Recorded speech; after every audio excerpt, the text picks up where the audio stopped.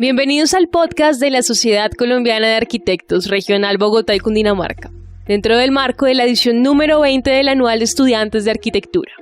El podcast de la SCA Bogotá y Cundinamarca es un lugar de tertulia, de intercambio, un espacio para encontrarnos alrededor de nuestra gran pasión, la arquitectura. Gracias por sumarse a estos 50 años creando lazos.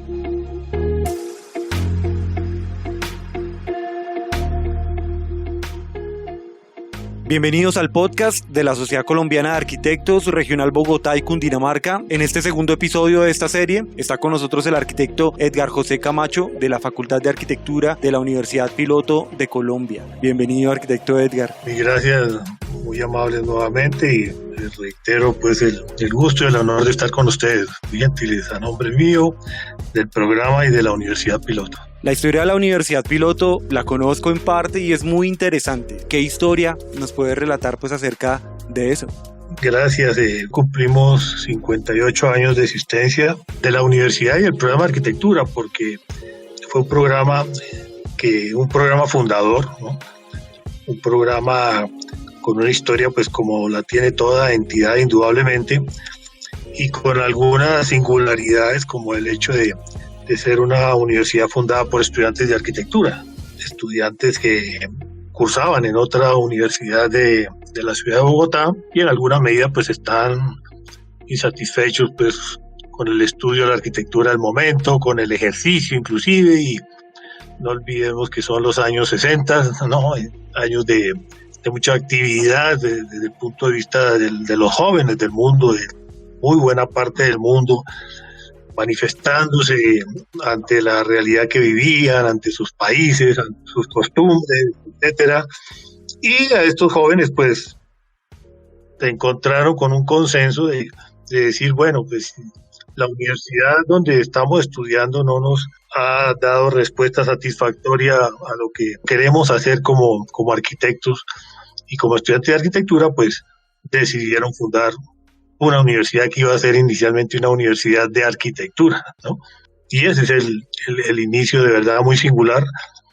Pues en la historia de las universidades hay casos en que jóvenes iniciaron universidades con el apoyo de profesores o en conjunto con profesores, pero aquí tenemos un caso pues de solo estudiantes, y pues ahí vamos en este momento. O sea, la primera facultad con la que fue fundada fue como una escuela de arquitectura. Como una escuela de arquitectura en 1962, fundada con esa fuerza conceptual de esos años, ¿no? Que se quería, mejor dicho, se creía que el mundo se pueda transformar, que el mundo se pueda cambiar, que el sistema y tal, ¿no? Era toda una energía que sigue vigente. Otra cosa es que hay múltiples circunstancias a través de los años que hacen que a veces esos sueños y esas utopías pues, pensadas desde esa época pues se dificulten en su realización, pero no se pierden. Eso sí, les puedo yo ir contando que esas bases que sentaron esos jóvenes, por ejemplo, de decir que a los arquitectos se les debía formar en ciudad durante todos los estudios, ¿no? El estudio del urbanismo no debía ser cuestión de un semestre o dos, ¿no? Sino una constante, porque ya en los 60 Colombia era un país de ciudades y ellos iban siendo conscientes de eso.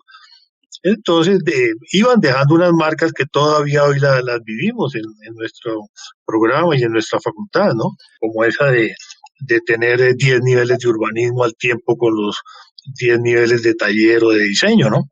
Es una época muy interesante de una década que transformó demasiadas cosas en cuanto a la cultura, en cuanto a la sociedad, en un tema contracultural. Edgar, una pregunta. Sabemos, digamos, de esa fundación de la universidad, si fue un proceso lento, un poco como entrando en entender cómo fue esa ruptura entre la sensación de insatisfacción de los estudiantes que buscaron armar un espacio para terminar de formarse. ¿Sabe usted cómo fue eso? ¿Cuánto tiempo tomó? ¿Cómo continuó, digamos, el proceso de formación? ¿O ellos terminaron graduándose en las universidades en las que estaban, pero fortaleciendo ese proyecto nuevo que estaban fundando? Sí, indudablemente que en un primer momento, cuando los estudiantes fundadores se deciden a que, bueno, no hay como una respuesta institucional de donde estudiaban y demás, pues es una cifra que podría ser del 60-70% del total de los estudiantes de ese programa donde estudiaban. Fue algo voluminoso, fue algo de mucho consenso, etcétera, y uno podría, o sabemos de hecho que desde el primer día, pues podrían algunos de ellos no haber podido continuar con el proyecto no más por el solo hecho de llegar uno a su casa una tarde a decir que por lo pronto se va a dedicar a fundar una universidad y tiene unos 18 años, pues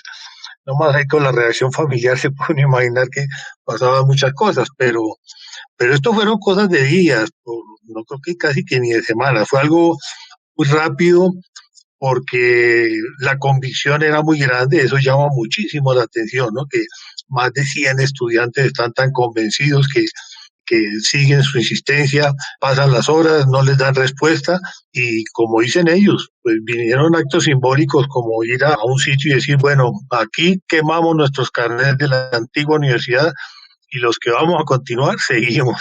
Era cosa de día, sucedió en el segundo semestre de ese año, cuando ya se sintieron firmes de que iban a tener un respaldo jurídico y cómo son las diligencias que hay que hacer, que el ministerio y qué tal, fueron comenzando a actuar y se fueron a un parque, como sabemos, al Parque Nacional, a instalarse allá como primer campus, digámoslo, de la Universidad Piloto. Que es una historia ¿Sí? fantástica, es una historia de la década, de la contracultura, Sí, de la propuesta. Desde eso, sí. ¿cómo han ido construyendo ese enfoque del currículo académico de la Universidad Piloto en arquitectura? La propuesta original es supremamente sencilla. La propuesta original, lo que decían los estudiantes fundadores, está el aula, está el taller, es muy valioso, eso sigue siendo una institución, pero hay que salir al país, hay que conocerlo, hay que vivirlo, vivenciarlo, percibirlo, etcétera, y a partir de esas vivencias y de esa experiencia directa, deducirlo, analizarlo, etcétera, y llevarle esos temas a los talleres y al aula. Es decir, para ellos el país era como un gran aula, ¿no? Que tenía todo por conocerse, criticaban, por ejemplo, demasiada influencia como extranjerizante en la manera inclusive de plantearse algunos ejercicios del taller, ¿no?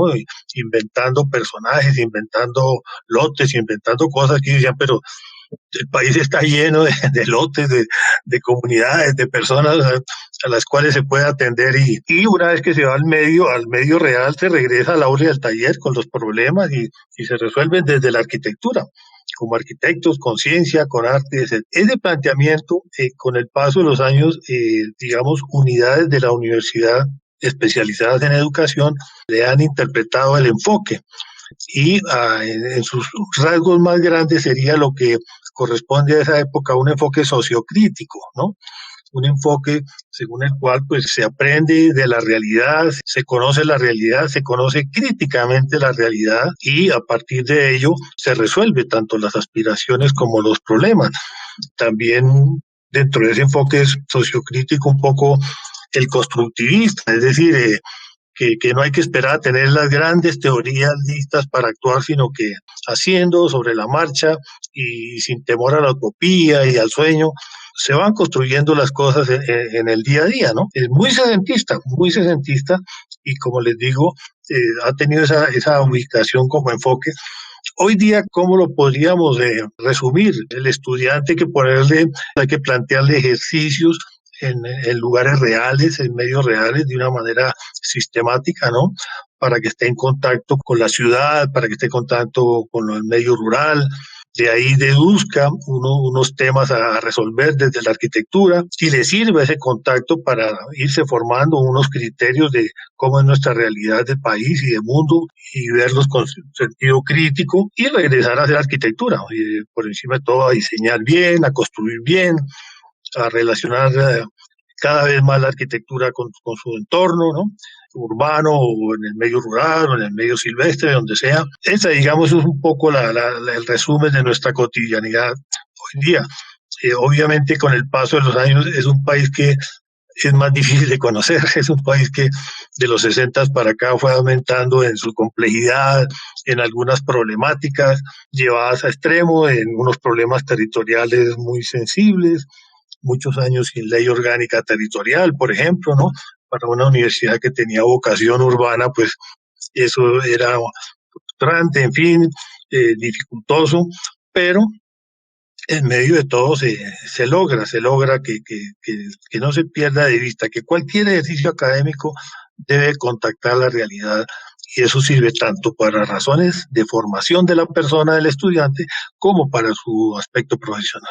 ¿Reposa algún archivo de esa primera década de la Universidad Piloto desde su fundación? Esos ejercicios de arquitectura, fotografías, documentos, currículos, no sé, de pronto habrá un manifiesto quizá. ¿Tienen ustedes en la Universidad Piloto ese archivo?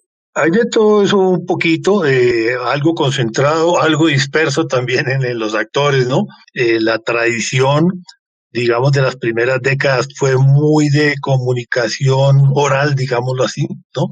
Se sabía de la Piloto, se contaba de la Piloto.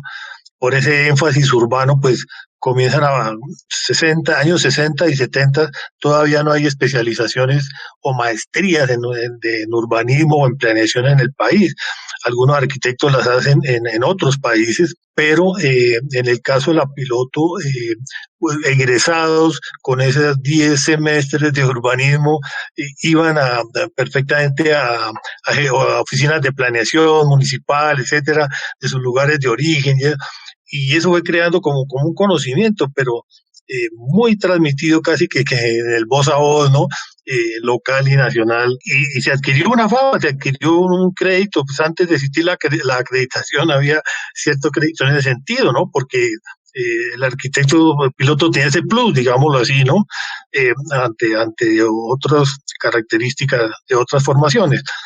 Pero afortunadamente todavía están los fundadores, algunos fundadores están presentes en la universidad, en el día a día de la universidad, y ellos son una fuente de historia en todo nivel, desde lo anecdótico hasta lo más desde pues que se pueda considerar en ese sentido, ¿no? Y lo que sí hemos hecho es, a medida que desde la ley 30 del 92, más o menos, que hemos aprendido a documentar los procesos académicos, sí, ahí van quedando consignados siempre y se van incrementando y profundizando aspectos de esa historia. Qué interesante la historia, y documentarla de la Universidad Piloto será un documento valiosísimo para la arquitectura en Colombia, en Latinoamérica. ¿Cómo ha sido como esa transición de poder pasar a la virtualidad de la enseñanza de una profesión como la arquitectura, además? Digamos, en medio de toda esa adaptación que todas las universidades del mundo, porque desde las primeras semanas de la contingencia se recibía noticias de las universidades mejor ranqueadas, inclusive de cómo podrían tener grandes departamentos de educación virtual, pero ninguna era una universidad por completo de educación virtual. Sí, pero de la noche a la mañana todo el mundo tenía que actuar en remoto. Obviamente lo vivimos y tuvimos una ventana, digámoslo así, afortunada en ese sentido de visión, porque desde hacía como unos 3 años, o sea, más o menos desde 2017 para acá, con el departamento o la unidad de educación virtual de la universidad, nos habían planteado, bueno, ¿y arquitectura en términos de educación virtual qué? La respuesta nuestra siempre fue un poco a decirles, pues si nos metemos en lo virtual, como se dice, nos gustaría entrar por un taller de diseño, ¿sí? Y después de un proceso de un par de años, el segundo semestre de 2019, estábamos inaugurando un taller de diseño virtual para los estudiantes de octavo nivel. ¿Por qué? Porque en octavo nivel los estudiantes se van a hacer práctica profesional, ¿sí? Como los que han estado allá en la SCA.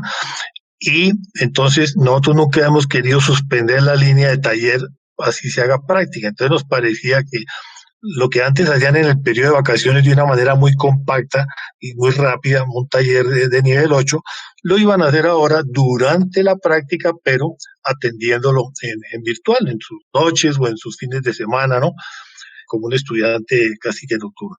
Eso hizo que algunos de nuestros profesores se entrenaran en un taller virtual de diseño, y así nos cogió la pandemia y toda su situación contingente. Algunos entrenados, obviamente no era así por ahí el 10%, pero fue muy útil para afrontar todo esto que nos ha tocado y sobre todo desde los cursos más complejos, porque son los que son personalizados por tradición, como los de taller.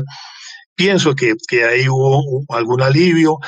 ACFA en un momento dado, de una manera muy amplia, nos convocó a que les contáramos cómo ya estaba comenzando la contingencia, cómo era que habíamos pensado ese curso de diseño, qué características tenía, etcétera. En algo ayudó y de ahí en adelante consideramos en general que afortunadamente la asimilación a esas dificultades de lo remoto fue rápida, tanto por profesores como estudiantes, y ahí vamos.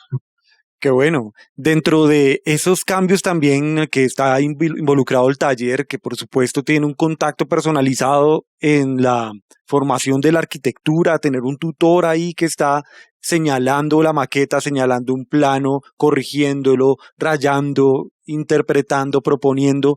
¿Cómo han vivido también, no solamente pues como lo del taller, sino el tema de la agenda académica, si tenían algunos seminarios agendados, los semilleros de investigación, cómo empezaron a funcionar, que también pues sería de una manera remota, pero el tema de los seminarios, de la agenda académica, cómo la han ido como reinterpretando o reubicando o redirigiendo? Digamos que en principio se suponía o se tenía en cuenta que algunos de los ejercicios, sobre todo los más prácticos, iban a ser a través de plataformas, ¿no?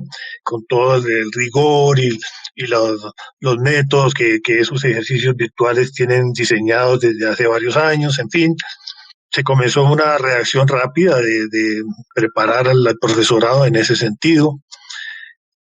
Sobre la marcha se fueron descubriendo los distintos programas o aplicaciones, digamos, que permiten el trabajo en remoto. Pues vino la creatividad, ahí sí es cierto, de parte de profesores y de los mismos estudiantes para combinar algunos elementos de plataforma simplemente con aquellos que permiten trabajar en remoto, que permiten tener un tablero y rayar, como decimos, ¿no? Yo diría que hay una combinatoria entre lo más formal de lo virtual y todo recurso remoto que fuera posible. Y siempre midiendo la satisfacción del estudiantado, que es cómo están entendiendo, cómo se están sintiendo, qué se está viviendo. En general, las actividades administrativas, muy poca dificultad en el sentido de trabajar en remoto, y las clases teóricas normalmente no. El taller, como les he contado, combinando un poquito de plataforma y todo otro recurso remoto. Sí, un poco los trabajos de campo previstos tanto para investigación formal como para los semilleros de investigación. Eso sí, indudablemente que ahí sí teníamos que redireccionar procesos de investigación y de proyección social, que no trabajos con comunidades, ya fueran de investigación o no, pero que implicaban trabajo de campo. Sin embargo, no faltan los casos en que las mismas comunidades decían, no, pues nosotros también le jalamos a lo que sea, a la aplicación que sea, ustedes nomás nos dicen, pero se limitó, eso sí hay que reconocerlo. Yo diría que la docencia en general no se limitó tanto, se limitó muy poco, y más bien generó nuevas posibilidades para pensar hacia un futuro. Aunque estemos en ese proceso de reactivación actualmente, en este momento, pues definitivamente aún no se ha planteado una vacuna, un tratamiento. Esas investigaciones siguen en curso mundialmente. Así que se ve un poco lejos en el horizonte el tema de la presencialidad. Todas estas reflexiones que ha venido ocurriendo con el hábitat pandémico, la ciudad, las formas de vivir el espacio público, las formas de vivir colectivamente desde la Universidad Piloto, ¿cómo creen que rescataremos algo de todo este trabajo arduo que se está haciendo desde las universidades? ¿Qué podremos rescatar de esto para la formación del arquitecto? Sí, los primeros balances dicen que mucho. Los primeros balances dicen que se descubrió una serie de posibilidades uno podría suponer que estaban por ahí, pero no se estaban aprovechando en todo su potencial. Por ejemplo, la manera como nos estamos comunicando nosotros en este momento, ¿sí? De esto ampliado a 10 personas, a 20, a 40, a 100, ¿no? Sabemos que ahí hay todas unas posibilidades que digamos, pero ¿qué nos pasaba? Teníamos siempre una imagen un poco de la educación a distancia o la educación virtual ya muy constituida, muy formalizada, mediante uso de plataforma, con unas metodologías, unos rigores, etcétera, ¿no? Entonces casi que se veían como especialistas, ¿no? Ahora algunos docentes se especializan en esos campos, pero creemos que se han ido descubriendo muchas posibilidades que ya sea así regresáramos al plazo que sea a lo presencial, se van a asimilar y se van a aprovechar. De otra parte, hay comentarios y les cuento que son varios. Me gustaría confrontarlo con académicos de otras universidades, de otros programas, porque profesores nuestros, varios han dado a entender que a veces el nivel de producción supera los niveles obtenidos en la presencialidad, ¿no? Entonces, en principio uno deduce, bueno, tal vez el encierro, la concentración, las menores distracciones, etcétera, porque sí ha llamado la atención cosas de ese estilo. Obviamente que hay factores de otro orden, psicológicos, etcétera, de relación social, que no es deseable que continuemos así como estamos desde ningún punto de vista, pero que de pronto también un poquito de aislamiento fue útil para ciertas reflexiones, para ciertas prácticas, y sí tenemos el convencimiento absoluto de que se integrarán a la vida normal cuando regresemos a ella. ¿Cómo desde la Universidad Piloto se han ido acercando a esas hipótesis de cómo se vivirán los espacios de trabajo, de vivienda, el espacio público, luego de que pase esta pandemia? ¿Se han acercado a algunas de esas reflexiones, bien sea pues en las conversaciones académicas o de pasillo virtual? De pasillo virtual, sí. Sí, claro. De algún lado salió una frase de que, según la cual hemos tenido unos meses y todavía nos faltan otros de saber lo que es no tener las cosas. Es como cuando alguien vive con cierta comodidad en su negocio, etcétera, y un buen día pues tiene algunas dificultades, entonces adquiere esa otra mirada de la vida, ¿no? En general, de lo que es no poder salir a la calle, desde ahí en adelante, ¿no? De usar el espacio público, de ir al campus para los que estudian y trabajan y demás. Ahí hay toda una lección que va a servir, se supone, para valorar cada momento, cada espacio, cada lugar que se vive después de esta lección de meses, ojalá no de años, pero de meses que de la noche a la mañana estamos viviendo como estamos viviendo. Entonces, de ahí creo, y nosotros que decimos mucho ahí en el programa, decimos mucho que los arquitectos, entre uno, pues de pronto una mayor conciencia todavía del planeta de la que ya se estaba teniendo, ¿no? Ya todos somos una humanidad y vivimos en un solo lugar único de todos nosotros, porque mire, de allí ya tampoco están saliendo a la calle, tampoco están saliendo a rumbear, etcétera. Los arquitectos son los que manejamos los espacios cotidianos del habitar, ¿no? Entonces, entendámonos que eso es un privilegio, es un privilegio, un compromiso, es algo bonito, pero al mismo tiempo démonos cuenta, y eso es algo que la cotidianidad, la manera las maneras cotidianas de habitar los espacios son las que seguro nos van a producir nuevas sensaciones, tanto en el espacio familiar como en el espacio de trabajo, como en el espacio de estudio. Y no solamente por el espacio, por lo que se hace en ellos, ¿no? Posiblemente suban los símbolos, suban los significados de eso que uno se va acostumbrando a que es así porque sí.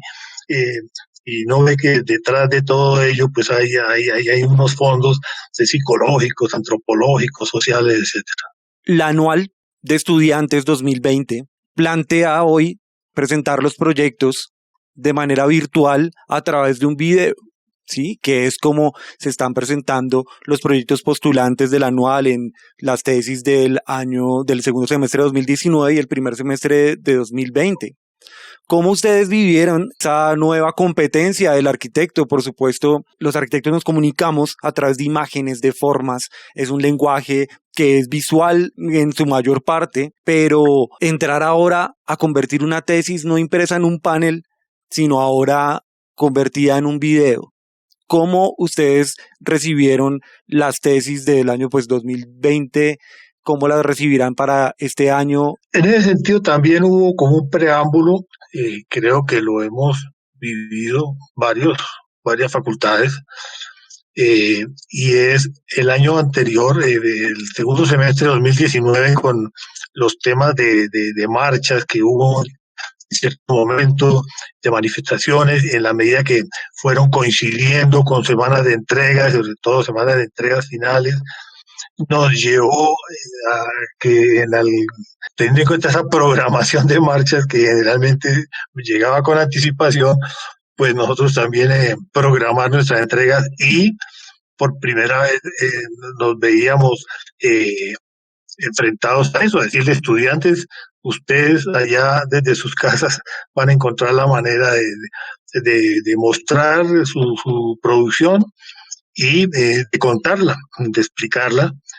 Y digamos que fue una experiencia preparatoria. Ya este año, con la contingencia, desde un primer momento, sí, con dificultades de diverso orden, que qué pasa, la maqueta, que antes era tan importante, que entonces ahora qué papel va a cumplir, unas maquetas de borrador, que las que se toman unas fotografías, en fin, buscándole en lo práctico todo tipo de salida y para seguir avanzando. Y yo diría que el balance está bien, es decir, es satisfactorio. Tanto el semestre anterior se logró llegar a esos productos finales con los medios remotos. Los estudiantes, digamos, estaban más acostumbrados, según algunos datos internacionales, estaban nuestras nuevas generaciones más acostumbradas a informarse vía Internet, por ejemplo, pero no a educarse vía Internet. Pero relativamente también eso fue avanzando, se fue adquiriendo conciencia de rigor en sus trabajos. Y sí, la comunicación, que era un capítulo que de por sí en lo presencial tiene sus aspectos delicados y difíciles, con mayor razón en lo remoto.